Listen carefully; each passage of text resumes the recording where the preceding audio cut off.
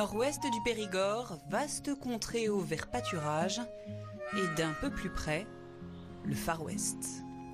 Majestueux et sauvage, le bison s'est imposé ici depuis le début du siècle et s'y plaît au point d'avoir convié 20 nouvelles bisonnes et leur trentaine de bisonneaux. Ça fait du monde, oui, c'est vrai que là ça fait plaisir de voir tout ce monde ici. Ouais. Les nouvelles, ça va être des femelles comme celle-ci, là, celles qui ont les boucles jaunes, voilà, avec des un peu plus grosses, des cornes un peu recourbées.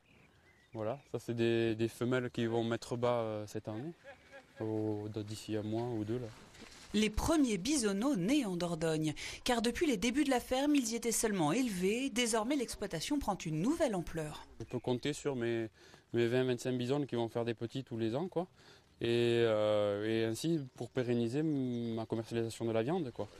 Car sous leur belle toison, aux poils certes un peu mouillés, se cachent quelques beaux morceaux de choix. Un peu plus rouge que le bœuf et c'est une viande maigre, il n'y a pas de gras à l'intérieur du muscle.